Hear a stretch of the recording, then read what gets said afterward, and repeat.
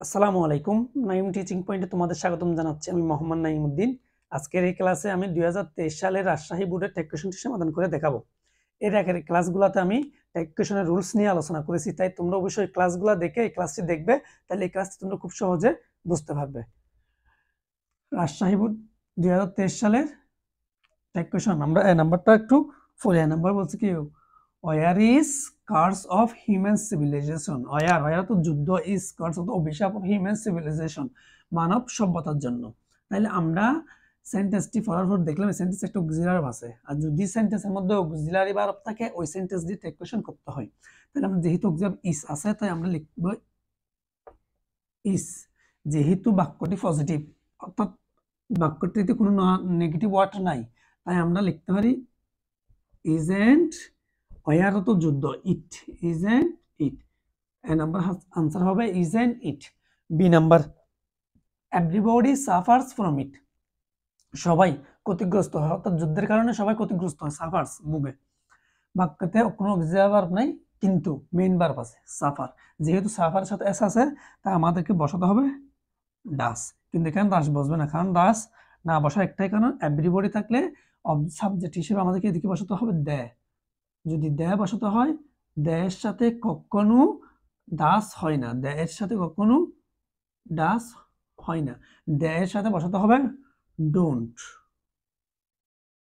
অর্থাৎ আনসার হবে don't they, everybody suffers from it, don't they. C number, massive destruction is found everywhere. অর্থাৎ massive তো বড় ধরনের, ডিস্ট্রাকশন তো ক্ষতি অর্থাৎ ধ্বংস, ইজ ফাউন্ড এভরিহোয়ার যেখানে সেখানে বড় বড় ধ্বংস হয়, বড় ধরনের একটা ধ্বংস হয়, ধ্বংসবশেষ পাওয়া যায়। আমরা লিখতে পারি কি ইস। আমরা যদি সেন্টেন্সটি লক্ষ্য করি তাহলে উত্তর হচ্ছে ইস। ইজেন্ট, ইজেন্ট কেন দেবো, বাক্যটা হচ্ছে পজিটিভ তাই isn't. Massive destruction, massive destruction হওয়ার জন্য আমাদেরকে বসাতে হবে it. Massive destruction is found everywhere, এর টেক কোয়েশ্চন হবে ইজেন্ট ইট।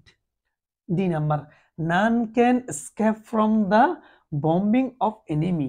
কেউ বাঁচতে পারে না বুম থেকে, অফ এনিমি শত্রুর বোমা থেকে, বম্বিংস। এ বাক্যের মধ্যে যদি আমরা একটা জিনিস দেখি অক্সিলারি আছে অবশ্যই কোনটা, ক্যান আর নান। যেহেতু বাক্যের মধ্যে নান মানে নট, নট আছে অর্থাৎ নেগেটিভ, তাই আমরা বসাতে পারি can.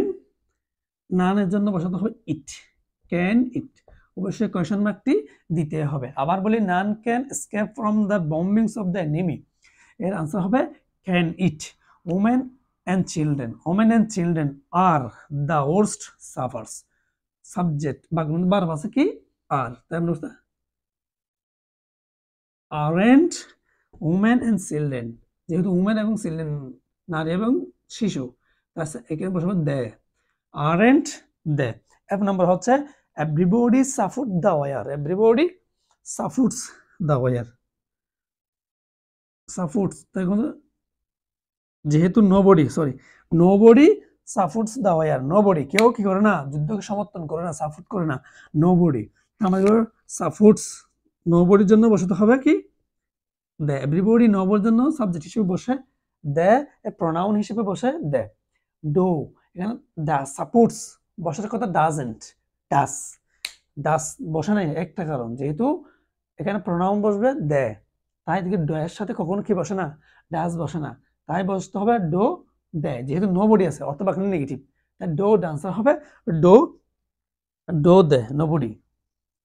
Late us avoid war to live in peace. চলো লেট আস, চলো অ্যাভয়েড পরিত্যাগ করি ওয়ার যুদ্ধ, টু লিভ ইন পিস শান্তিভাবে বসবাসের জন্য যুদ্ধ।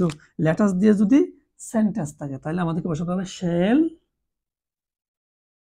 উই, শেল উই, আনসার হবে শেল উই। আশা করি 7টি টেক কোয়েশ্চন তোমরা খুব ভালোভাবে বুঝতে পেরেছো। তোমাদের যদি বুঝতে কোনো সমস্যা হয় অথবা কোনো একটি সেন্টেন্স না বুঝলে, কোনো একটা অংশ না বুঝো, অবশ্যই আমাকে কমেন্ট বক্সে কমেন্ট করে জানাবে। তোমরা যদি আমার চ্যানেল নতুন হয়ে থাকো অবশ্যই চ্যানেল সাবস্ক্রাইব করে পাশে থাকা বেল বাটনটি ক্লিক করবে, কেননা আমি ভিডিও দেওয়ার সাথে সাথে সবার আগে তোমরা পাও। পরবর্তী ক্লাসে আমি আরেকটি টেক কোয়েশ্চন সমাধান করে থাকবো। তোমরা ভালো থাকবে, সুস্থ থাকবে। আল্লাহ হাফেজ, আসসালামু আলাইকুম।